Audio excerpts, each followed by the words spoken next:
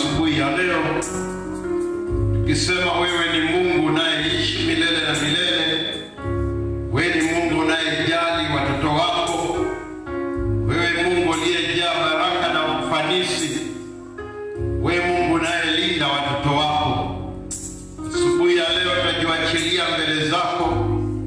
Bwana, tusemezana nasi, nena na nafsi zetu, utufungue pale ambapo tulikuwa tumefungwa, tuwekwe huru siku ya leo, na baraka zako ziandamane nasi hata siku zijazo. Tunakataa mwovu shetani, ibilisi wa uzembe, ibilisi wa wasiwasi, ibilisi wa magonjwa, ibilisi wa kuleta shauku ndani ya watu wako. Tunamkemea katika jina la Yesu akapate kushindwa, na tunaachilia neema yako na fadhili zako kutuonekania siku ya leo. Kwa Kristo Yesu tuomba na hata kuamini. Amen.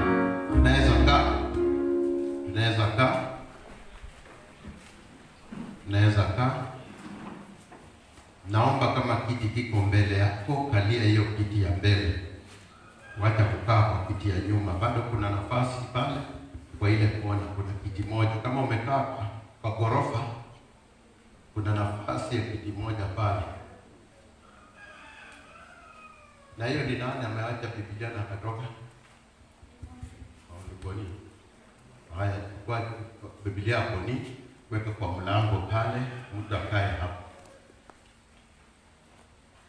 Mtu aruke akae hapo.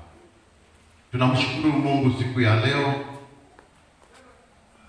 kwa kutupa nafasi nyingine ya kuwa mbele zake. Ninataka kuzungumzia vitu 7 ambao vinatengeneza huduma. 7 attributes of a ministry. Vitu 7 ambao vinatengeneza huduma. Huduma si kanisa, huduma si jengo, huduma si kusanyiko la watu. Huduma ni mwito mkuu wa Mungu wa kukamilisha matakwa ya Mungu katika ulimwengu. Mwito mkuu wa Mungu wa kukamilisha matakwa ya Mungu katika ulimwengu. Ukisoma Wakorintho wa kwanza 15 mstari wa 24 hadi 26, utapata ya kwamba huduma ni mamlaka ya Mungu. Mamlaka ya Mungu katika ufalme wake ambao unadhibitisha Mungu mwenyewe, ama unadhibitisha uwepo wa Mungu mwenyewe katika maisha ya wanadamu. Malengo ya huduma ni ya kwamba tumshinde shetani na nguvu zake na mamlaka yake yote. The aim of ministry is to defeat the power, the authority and the tricks of the devil. Jambo la pili, malengo ya huduma ni kukomboa wenye dhambi, to redeem sinners kutoka kwa mikono ya shetani na kuwarejesha katika mikono ya Mungu. Jambo la tatu ni ya huduma, malengo ya huduma ni jambo la tatu ni kuhakikisha ya kwamba tunarejesha mamlaka ya Mungu ndani ya wanadamu. Restoration of God's position in a believer. Hiyo ndio huduma. Huduma si kusema kwamba nina watu 50, nina watu 1000, sijui mimi ndio kanisa kubwa, mimi ndio kanisa dogo, mimi ndio nimefaulu kwa sababu nje magari zinapaki milioni 1, ndani ya kanisa nina advocate, nina madaktari, sijui nina walimu. Hapana. Huduma ni jambo la kukamilisha malengo ya Mungu katika ulimwengu. Na nimesema malengo matatu yanasimama. Lengo la kwanza ni ya kwamba huduma lazima iwe huduma ambayo inamshinda shetani. Jambo la pili, huduma lazima iwe ambayo inakomboa wenye dhambi kutoka kwa mikono za nani? Za shetani. Huduma, jambo la tatu, lengo la tatu, huduma lazima iwe ambayo inarejesha nafasi ya Mungu ndani ya mwanadamu. Kwa hivyo Vitu gani vinatengeneza huduma? Nimesema ni vitu 7 ambao nataka kuzungumzia. Jambo la kwanza ni commitment.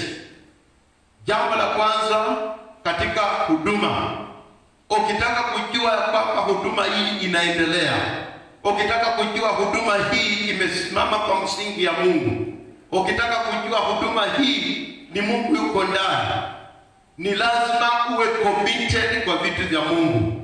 The first attribute or the first desire of a ministry is the commitment of the people following that ministry. Luka 9 mstari wa 57 hadi 62. Biblia inazungumzia ya kwamba Yesu alikuwa anazungumza na watu ambao walikuja kwake. Mmoja akasema, Yesu, nataka kukufuata. Mwingine Yesu akamwambia, Mwana wa Adamu hana nyumba, hana pahali pa kuweka kichwa kama ndege ama nini. Mwingine akaja akasema, ningetaka kukufuata lakini bado niko na shughuli. Yesu akasema, hakuna mtu ambaye anaingia katika mambo ya ufalme ataweka mkono wake kwa jembe then angalie nyuma. Mwingine akaja akasema, nipe ruhusa, nataka kukufuata lakini nipe ruhusa niende nimalize mambo yangu. Huduma ni kujitoa na kuwa committed kwa vitu vya Mungu. Ukishaingia huduma ina gharama yake. Ina matakwa yake. Utatakana kupatikana wakati ambao si wako. Mungu akikutaka anakutaka. Mungu akisema amesema. Mungu akiwaza amewaza. That is now what is called ministry. Ministry si kuangalia cheo, useme mimi cheo changu hakiniruhusu kufanya vitu kama hii. Mimi cheo changu hakiruhusu mimi kufanya vitu kama hii. Lakini ministry ni kuwa committed, kujitolea na kupatikana wakati wa Mungu. Bwana asifiwe. Ni wakati kama wewe umezoea koti, ni wakati ya kuweka koti chini na kutumika. Ambia mwenzako, huduma ni kutumika. Umesema vibaya sana. Ambia mwenzako vizuri, huduma ni kutumika. Na kutumika ni kupatikana. Na kupatikana ni kukuweko mwenyewe. Usiseme ya kwamba mimi ni for example, mimi ni mwana-dominion. Na mwana-dominion mwenyewe hupatikani. You are not committed kwa vitu vya Mungu. You are not committed kwa mambo ya Mungu. Wiki mzima nimekuwa hapa, nimefurahi sana. Nimekaa hapa, nilikuwa nakuja hapa saa 1, natoka hapa saa 12 jioni. Niliona ndugu yangu Boni, nilikuwa nimekaa pale wakipiga plaster pande. Nikaona Boni anaingia na mapipe hizi. Na saa kidogo nikaona wameanza kugonga pale, bum wanaweka consumer unit, bum wanapitisha mapipe kila pahali. Sasa nikasema huyu jamaa analeta shida. Anaweka hizi vitu na benki sina pesa. Sasa atakuja kuniomba pesa. Mwisho kabisa ananiambia, kulingana na kazi ya mikono yangu, nimejitolea hiyo kazi ionekane hapa. So he used his 5,300 na si 500 imepita. Kwa sababu ukiongeza na leba ambao amefanya, amechimba hapa hiyo mtaro, akaweka hizi vitu, amechimba pale, amechimba pale, amechimba kule, amechimba kule, amechimba. Nikaona huyo ni mtu ako committed kwa vitu vya Mungu. Anatumia kipawa chake kutumikia Mungu. You must learn to use your talents. Hiyo ndio commitment. Kujitoa, kupatikana na kufanya kwa sababu Mungu amekuwezesha. Jambo la pili, attribute ya pili ni forgiveness, msamaha. Luka 7:36 hadi 49, ama Ezekiel 18 mstari wa 25 hadi 32. Mpendwa, huwezi sema ya kwamba uko katika hii safari ya Mungu. Huwezi sema ya kwamba uko na Mungu Huwezi sema ya kwamba unamtumikia Mungu kama hujui kitu kinaitwa msamaha. Msamaha ni kitu cha lazima, kwa sababu Mungu mwenyewe alitusamehe.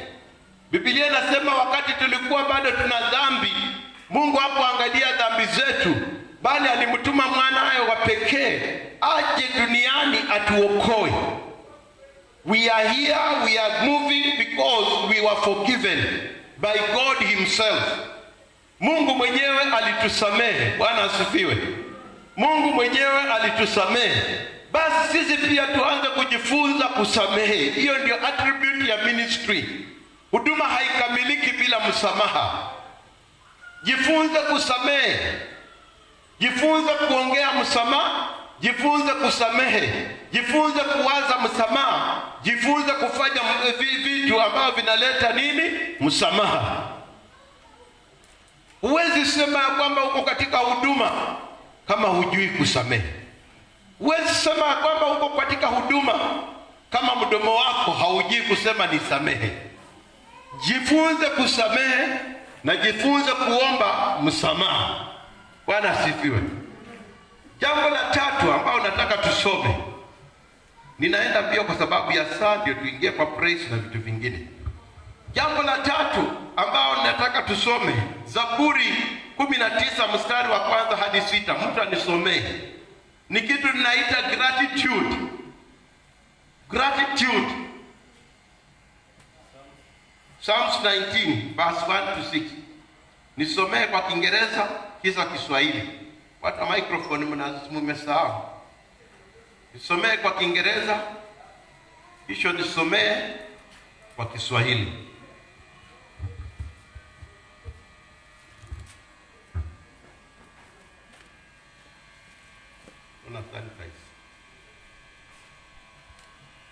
Gratitude. Gratitude ndio jambo la tatu nazungumzia.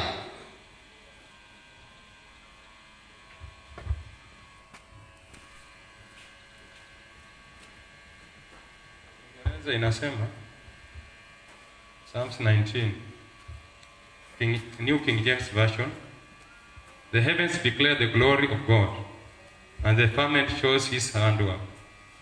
Day unto day utters speech, and night unto night shows the knowledge. There is no speech nor language where there is no voice is not heard, where their voice is not heard. Their lines is gone out through all the earth, and their words to the end of the world. In them are set tabernacles for the sun, which is a bridegroom coming out of his chamber. Kiswahili ile inasema ya kwamba mbingu za ubiri utukufu wa Mungu, na anga latangaza kazi ya mikono yake. Mchana usemezana na mchana, usiku utolea usiku maarifa.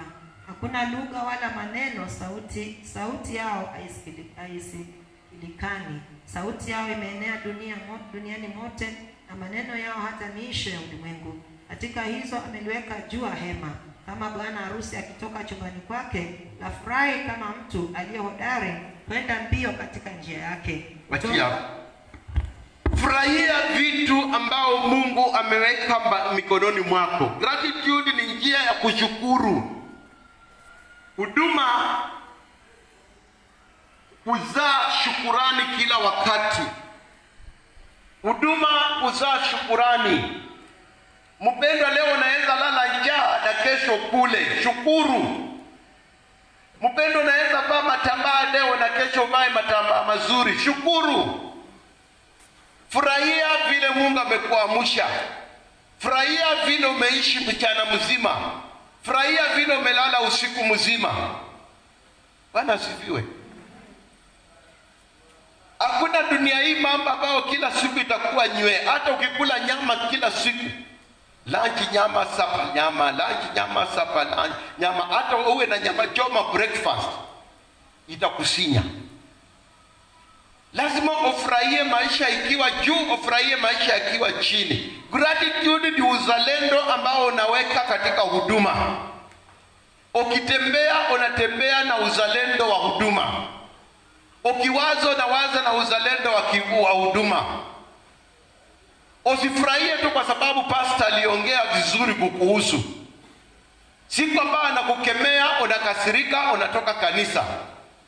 Usifurahie kwa sababu fulani alihubiri mambo ambayo inakufurahisha kwa sababu uliona analenga ya adui wako. Usifurahi kwa sababu vitu vinavyohubiriwa ni vitu ambao unasema tell them. Lakini furahia kwa sababu Mungu anazungumza na wewe. Furahia kwa sababu vitu ambavyo vinaonekana ni Mungu anazungumza na wewe. Ukiamka na macho yako ifunguke, uone miti, uone ndege, uone barabara, uone mandizi, uone machungwa, uone nini, furahia kwa sababu Mungu anataka roho yako iwe na furaha. Have gratitude in everything that happens around you. Have gratitude in everything that happens near you. Kila kitu ambacho kinatendeka karibu na wewe, kila kitu ambacho kinatendeka ndani ya maisha yako, onyesha shukurani kwa hizo vitu. Juzi nilikuwa kwa mbunge Murunga kwa matanga siku ya Friday. Tulikuwa na service kubwa kabisa, na watu wa SK wakatuita kwenda huko. Kitu ambacho kilinifurahisha ni ya kwamba wanasiasa walikuja wakapiga mdomo yao na wakatoka. Watu walikuwa wamezuiliwa nje kwa sababu walisema wanataka watu 200 peke yake, na kweli ilipofika 200 ikafungwa.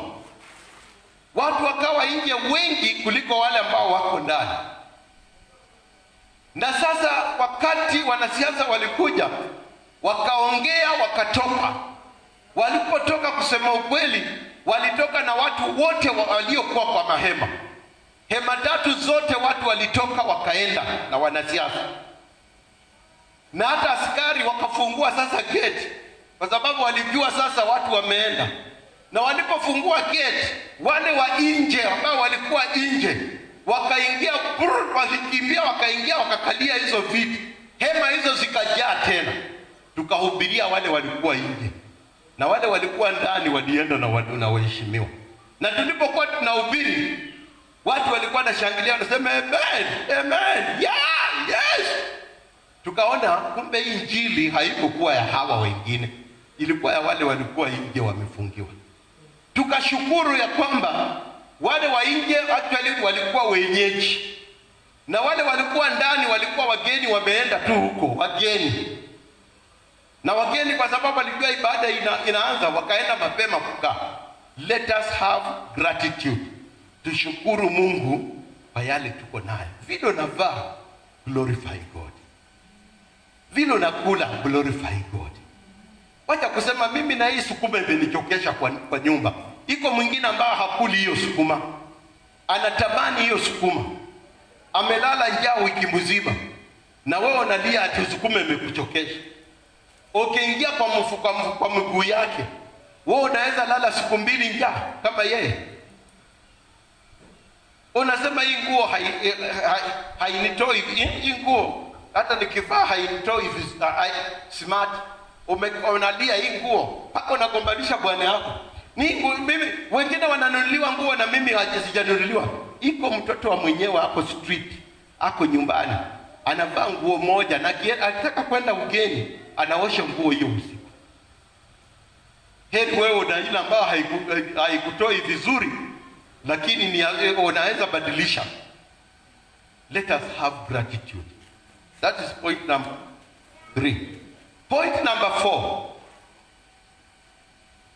First Psalms chapter 15 verse 10 to 23. And James chapter 4 verse 1 to 10. Humility. First Samuel 15 verse 10 to 23. Then James chapter 4 verse 1 to 10. Jambo linaitwa humility, uvumilivu. Mpendwa, vitu vingine katika huduma vinahitaji kuvumilia. Vitu vingine katika huduma vinahitaji kufanya nini? Kuvumilia.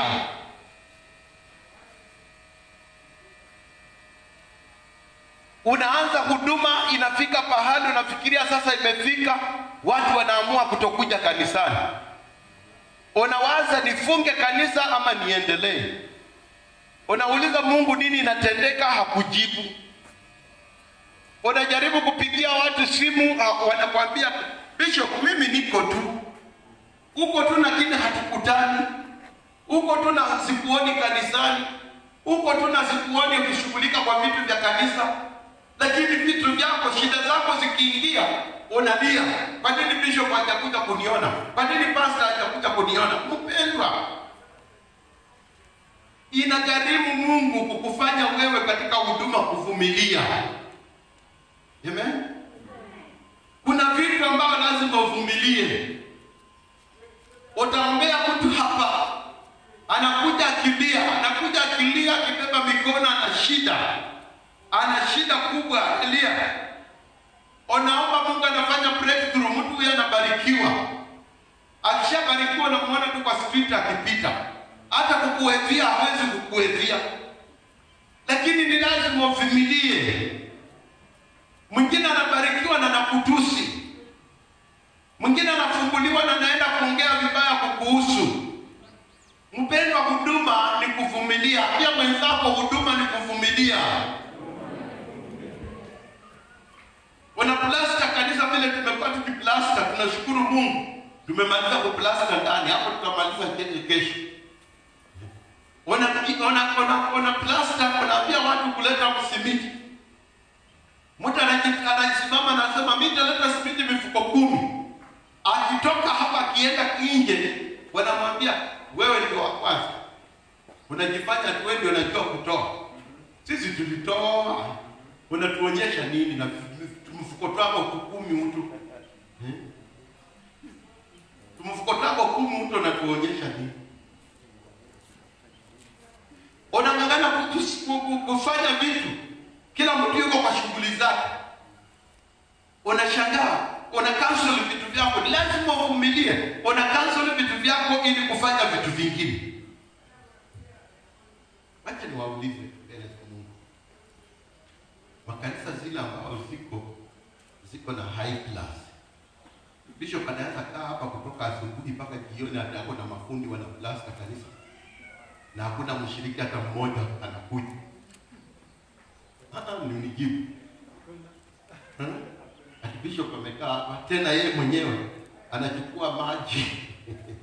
Anachukua maji na mwagia maukuta hizi ambazo zimeshakuwa plasta. Na mwaga. Sisi na jaki tunasafisha hapa.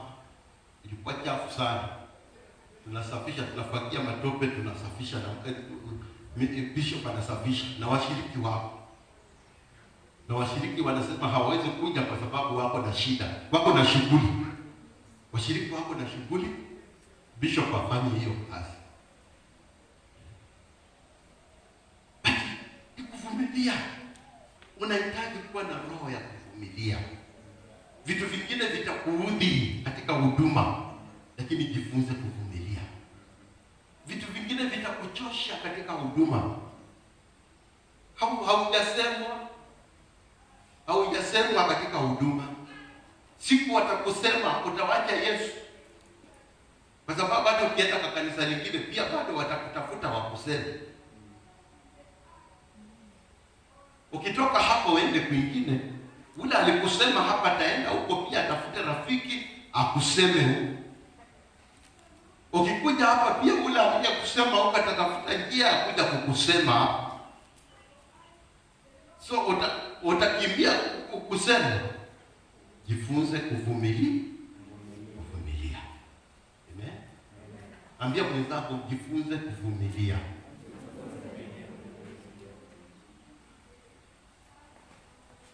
Na katika kuvumilia Mungu hufungua milango za vitu vingine. Pointi nyingine, Yohana wa kwanza, waraka wa Yohana, 1 John chapter 2 verse 3 to 11. Wakolosai 3:22 hadi 25. 1 John chapter 2 verse 3 to 11. Mtu atasoma hiyo kwa Kiingereza. Deni Wakolosai 3 mstari wa 22 hadi 25. Ni kitu kinaitwa obedience. The other attribute of ministry ni obedience. Utiifu. Jifunze kutii sauti ya Mungu. Jifunze kutii watumishi wa Mungu. Jifunze kutii vitu ambavyo Mungu anazungumzia. Soma. 1 John chapter 2 verse 3 to 11. And hereby we do know that we know him, if we keep his commandments. He that says, I know him, and keeps not his commandments, is a liar, and the truth is not in him. But whoso keeps his word, in him verily is the love of God perfected. Hereby know we that we are in him. He that says he abides in him ought himself also so to walk, even as he walked.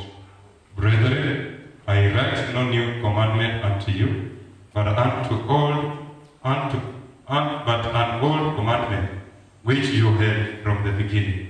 The whole commandment is the word which you have heard from the beginning. Again, a new commandment I write unto you, which things is true in him and in you, because the darkness is past, and the true light now shines. He that says he is in the light, and hates his brother, is in darkness, even until now. He that loves his brother abides in the light, and there is no occasion of stumbling in him. But he that hates his brother is in darkness, and walks in darkness, and knows not whither he goes, because that darkness has blinded his eyes. Amen. Hiyo ukiangalia hizo vitu vyote ni Yohana anajaribu kukuambia jinsi ya kuishi katika huduma. Ya kwamba tii sauti ya Mungu, tii vitu vya Mungu, tii malengo ya Mungu. Mpendwa, vitu vingine vinakufuata kwa sababu nikataa kutii sauti ya Mungu. Mapito mengine unapitia kwa sababu ulikataa kutii sauti ya Mungu. Na ukikosa kutii sauti ya Mungu, kuna majuto ambayo inakuja. Nakwambia mimi nimeishi katika vitu vya Mungu, nimejua ya kwamba ukikosa kutii vitu vingine vya Mungu, majuto yanakufuata. Utapata maisha yako inaanza kuwa na shida. Unapata vitu unafanya vinakuwa na shida. Unapata usemi wako unakuwa na shida. Mawazo yako inakuwa na shida. Afya yako inakuwa na shida. Kuongea kwako kutakuwa na shida because you have not been obedient. Nilikuwa na rafiki yako, nilikuwa namwambia vituko ambavyo unafanya hivi mpendwa, wachana navyo. Kila siku anaambia watu mimi ni nabii wa Mungu. I'm a servant of God, I'm a prophet of God. Ninaona, kila siku alikuwa naona. Nikamwambia bwana, hivi vituko unafanya hivi wachana navyo. Tii sauti ya Mungu ndio ufanye kazi ya Mungu. Siku moja aliona anaona the wrong place. Akaona huyo mjamaa kanyamaza, akamwambia bwana, hivi vitu unafanya nikaona niambia ni upuzi. Akamcharaza kwa vizuri, akakaa kwa nyumba 4 months akigonjeka. Let us learn to obey the voice of God. Wengine wanaambiwa tii sauti ya kanisa. Wengine wanaambiwa tii sauti ya mhubiri. Wengine wanaambiwa tii sauti ya nani. Lakini kwangu nataka kukuambia tii sauti ya Mungu. Na sauti ya Mungu ni neno la Mungu. Amen. Tii sauti ya Mungu, kwa sababu hata bishop hapa anaweza kufanya vile, kuambia uongo. Siku hizi kuambia uongo ni wengi. Anakuja na kuambia ni Mungu amenizungumzia, everybody here 10,000 ubarikiwe, leta 10,000 ubarikiwe, na watu wanang'ang'ana kwenda kuchukua maloni kukuja kulipa kupeana 10,000. Anakwambia you are blessed, you are blessed, you blessed, you are blessed. Siku hizi nasikianga tu you are blessed. Na blessed hiyo ni kwa sababu anataka 10,000 kutoka kwako. Anakuja anasema Mungu amenizungumzia washiriki mnunulie gari. Na si gari ya shilingi 10, gari ya milioni 5. Na kweli mnanunua, Mungu amesema, when it is not God. Ndio kwa sababu nakuambia tii sauti ya Mungu. Sauti ya Mungu inapatikana kwa neno la Mungu. Soma zaidi neno la Mungu. Kaa ndani ya neno la Mungu. Waza neno la Mungu. Zungumza neno la Mungu. Hiyo itakuwa utiifu. Think the word of God. Walk with the word of God. Do the work of God. Read the word of God. Meditate the word of God. And that will be obedience. Bwana asifiwe. Point ingine ni relationship. Relationship.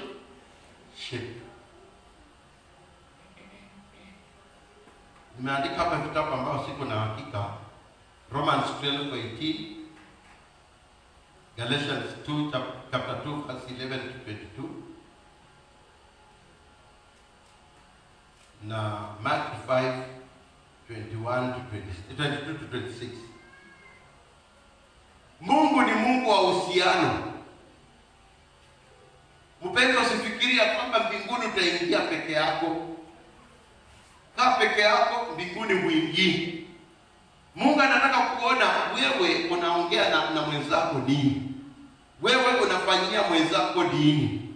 Wewe unawazia mwenzako nini. God is a God of relationship. Nikiwa na njaa na wewe uko nayo, niletee nikule. Haimaanishi ya kwamba nitamaliza ghala lako. Nikiwa sina, nipatie kwa sababu uko nayo. Haimaanishi ya kwamba utafanya nini, nitakumalizia. Inauma wakati mimi nimelala njaa na wewe umekula mpaka umemwaga ugali nje. Inauma wakati mimi sitakula nyama kwa miezi miwili na wewe unakula. Ndio nasema hii nyama imekaa hapa sana kwa friji, imeharibika, nafikiri imeharibika na tupa. Ambapo mimi ukinipa kama imeharibika hivyo, nitaenda niipike mpaka ikue supu, na supu hiyo nikulie ugali. Lakini wewe unaona ningeo tupe, lakini mimi nikae na njaa. Nikikuja kwako niko na njaa kwa sababu mdomo umekauka. Ukiniona unasema haraka, nilikuwa natoka. Hata hukuwa na pahali unaenda, but unakuni nilikuwa natoka. Simply because hutaki nikule kwako. Na nikikula kwako unanisema wiki mzima, huyo jamaa ambaye anakula kulanga tu kwa watu. Huyu jamaa ambaye hana mpangilio kwako. Uhusiano ni ya kwamba niwe mchafu niwe clean, mimi ni ndugu yako. Ambia mwenzako niwe mchafu niwe msafi, mimi ni ndugu yako. Niwe niko nacho niwe sina, mimi ni ndugu yako. Niwe na sura nzuri niwe na sura mbaya, mimi bado ni ndugu yako.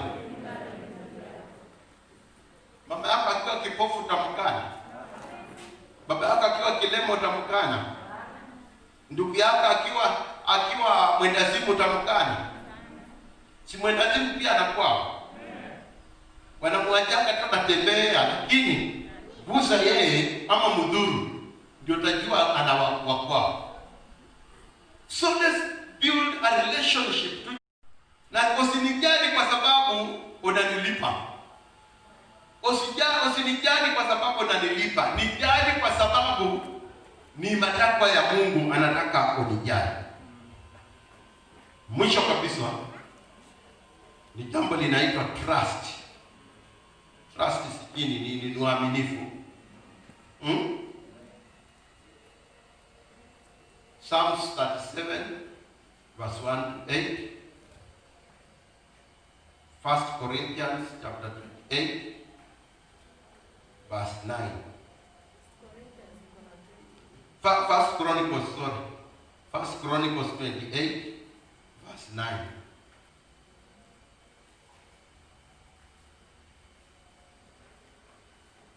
Wacha mpendwa, tuwe waaminifu kwa vitu vya Mungu. Ukisema umeokoka, maanisha umeokoka.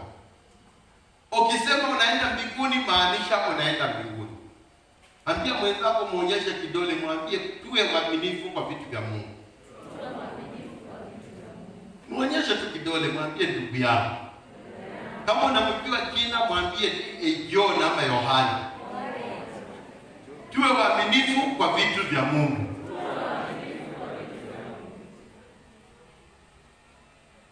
Mungu anangojea tu kuona kama tuko waaminifu. Bwana asifiwe. Tulipewa hapa simiti, na mimi nikaona hii simiti kikaa kwa store. Ningojee mkuje niseme simiti ndio hii, walisema tunapewa simiti na ndio hii iko hapa. Tungeendelea.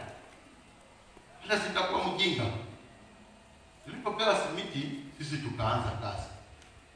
Tukachapa pale siku ya kwanza na siku ya kwanza. Siku ya pili tukapika pale na siku ya pili pale. Siku ya tatu tukawa na challenge pale. Kwa hivyo hatukumaliza.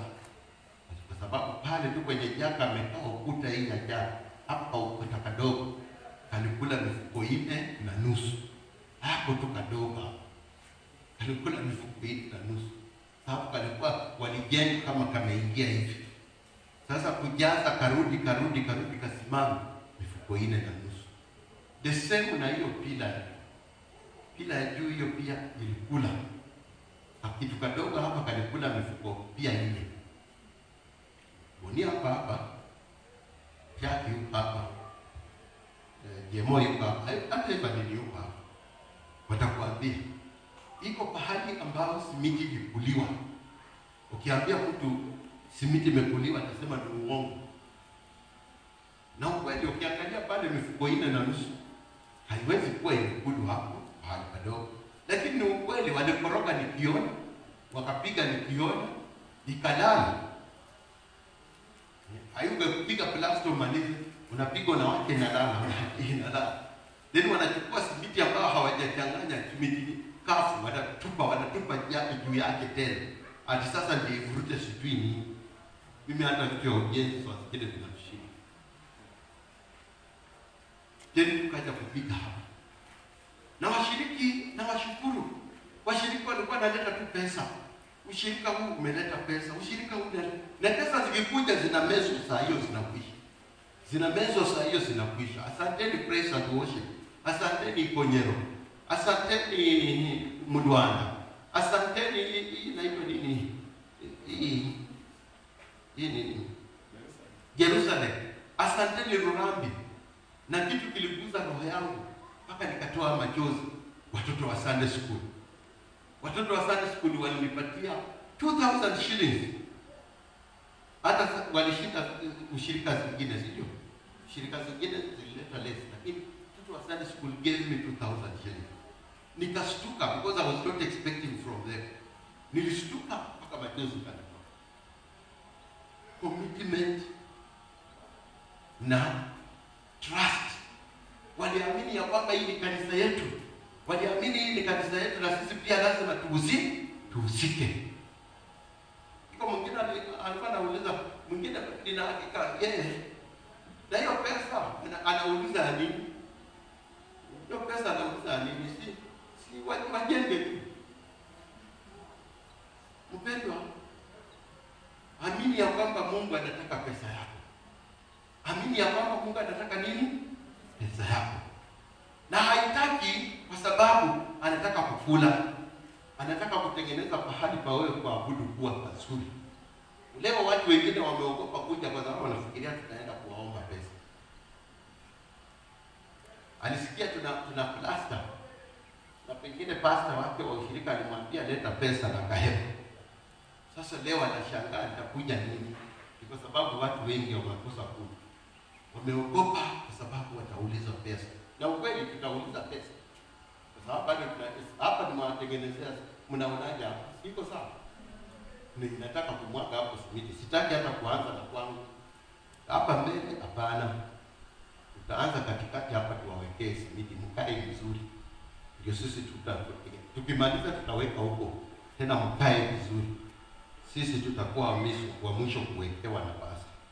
Sisi nafasi tutaweka mwisho. Waanze na washiriki wajisikie wako kwa kanisa yao. Tuwaongezee pale wakiwa wengi. Hata leo nimeshangaa viti vinatoshea vizuri hapa katikati. Kumbe tulikuwa tuna shida kidogo. Viti vinatoshea vizuri. So, let us trust, tuweke imani yetu.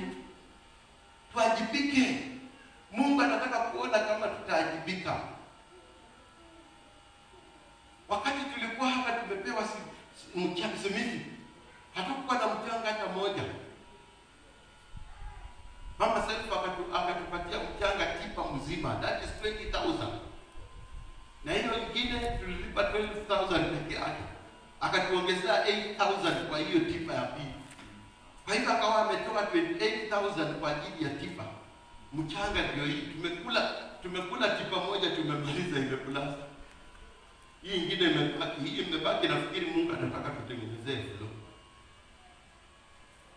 Aliamini ya kwamba hii kanisa ikikwisha ni kanisa yangu. Mpendwa, kuwa na imani na vitu vya Mungu ambao Mungu amekupa. Be a steward of what God has given you. Mungu amekupa kanisa hili. Amen.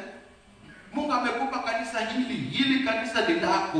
Ndio kwa sababu tunasema is a place by me. Ni kanisa lako.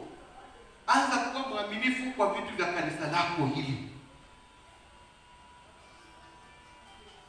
Na njia moja ya kuwa mwaminifu, tumia talanta ambao Mungu amekupa. Jana nilikuwa hapa. Jana nilitoka hapa nikaenda maombi prayer center, nikatoka nikaenda Mbale Matanga, nikatoka Mbale nikarudi nikakuja hapa. Nikiwa hapa kitu kinaniambia ya kwamba ni njia gani kanisa hili inaweza kuwa ya baraka kwa watu wa area hii. Na nikasema badala ya watu kutembeana kwenda huko chini kuchota maji, ndio wanapanda wanaweka hapa ndio kwanza wanapumzika, wanaweka pale wanapumzika. Iko njia naweza leta mashini ya kuchimba maji. Ichimbe maji hapa. Na maji yenyewe si mbali, ni karibu. Ichimbe maji tuweke pampu. Badala ya kwenda chini huko wakujenge tu hapa wanapiga maji, wanachota wakienda. That is a service to the community. Lakini kuchimba si pesa. Nitaenda kuambia community mlete pesa. Ni sisi kuwajibika kushukuru Mungu. Kushukuru Mungu ya kwamba asante kutuweka mahali hapa. Ulituweka hapa na sababu. Tulipokuja hapa, hii vitu vilikuwa vichapa. Hii nyumba imejengwa kwa sababu tumeweka hapa kanisa. Hii imejengwa kwa sababu tumeweka hapa kanisa. Hiyo inajengwa kwa sababu tumeweka hapa kanisa. Magorofa hizi zote zimejengwa baada ya sisi kuja hapa. God is talking. Hiyo inamaanisha Mungu anafanya nini? Anazungumza ya kwamba nimeweka shiraini yangu. Hii shiraini na madhabahu yangu. Nimeweka madhabahu yangu hapa, na madhabahu hii waje itoe baraka kwa watu ambao wako karibu. Wanaweza kosa kuja kuwa washiriki, lakini maendeleo ambayo inafanyika ni kwa sababu yao. Tulipoenda skimu, watu walikuwa hawadani. Ilikuwa usiku yote watu wanakimbizana na wezi na wakora. Lakini saa hii tuko pale mpaka saa hii. Mbio hakuna siku hizi. Hadi nyinyi mnalala vizuri. Hasa si mnalala vizuri. Vitu vilipoa. Tulipoenda kwenye tulinyang'anywa shamba pale Hill School. Hapo kwenye tulikuwa na shamba. Wezi walikuwa wametengeneza pango hapo chini. TV, maredio, mimi zilikuwa zinaibwa tangu, zinakuja kufichwa hapo. Hapo kwenye tuliweka kanisa. Hapo kwenye tuliweka kanisa. Today we are proud because we trusted in God and God was giving us provision. Tumemwamini Mungu, Mungu ametupatia provision, hata tumeplaster ndani. Mungu atatupatia provision tena, tutaweka floor. Mungu atatupatia provision, tutaplaster nje. Mungu atatuwezesha kuchukua madirisha na kujenga. Hii madirisha hata si kazi. Hii madirisha watu 10 wakisema, watu 10 wakisema tutachukua hiyo, wengine 10. Milton hapa, mzee kanisa yuko hapa. Tunangojea nyinyi mtupatie quotation ya madirisha. Tunangojea nyinyi mtupatie. Msingojee tukuambie. Tumia talanta yako, commit your talents to the things of God. Tumia talanta yako, ukuje na karatasi useme hii dirisha ni pesa fulani. Hii dirisha ni pesa fulani. Hii dirisha, in fact tulikuwa tunasema kwamba zote ziwe uniform. Tujenge tuchukue tu hii ya hii, tuchukue then zote zitengenezwe uniform. Kama iko nafasi hapa chini tutajaza. Na kuna watu hapa ambao watasema mimi hiyo dirisha ni wachini. Wengine watasema mimi na fulani niwachie hivi. Wengine watasema mimi na fulani niwachie hivi. Tulipoanza kuplaster, precious walisema mtu wachie hapa. Bahati mbaya tumechukua pesa yenu tumelipa wafundi wao. Kwa sababu wale wafundi walikuwa wanaleta pesa nyingi kwa mteja. Ikonyera wakasema tuwachie hapa. Mara wakasema tuwachie hapa. Mara mnayo wakaenda mbio wakamaliza yake. Sasa msipowaona kwa list ya kwamba mara haimaanishi mara hawajatoa. Hao walitoa mapema. Sasa hatuwezi kuwaweka kwa list hii ya last week, lakini walitoa mapema. Wewe pia anza kujiuliza yangu iko wapi? Anza kujiuliza yangu iko wapi? Ana sifiwe. Kwa hivyo hizo ni 7 attributes 7 za huduma. Nakumbuka nimesema huduma, malengo ya huduma kushinda shetani. Malengo ya huduma ni kukomboa wenye dhambi. Malengo ya huduma ni kurejesha nafasi ya Mungu ndani ya Kristo. Shetani hapendi wewe kuwa committed kwa vitu vya Mungu. Shetani hapendi wewe kusamehe wenzako. Shetani hapendi wewe kuonyesha shukrani. Shetani hapendi wewe kunyenyekea. Shetani hapendi wewe kuwa obedience ni nini? Utiifu.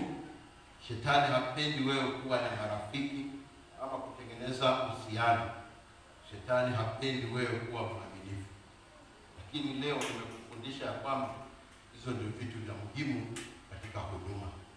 Vitu vya muhimu katika huduma ni kujielewa wewe ni nani katika huduma na unatakana kufanya nini katika huduma. Bwana awabariki. Bwana awabariki.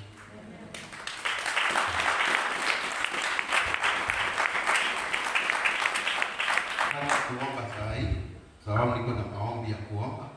Naomba praise wakuja tupatie praise 1, praise 2, kisha ushuhuda wa watu kama 3, then tutaendelea. Praise, tupatie praise.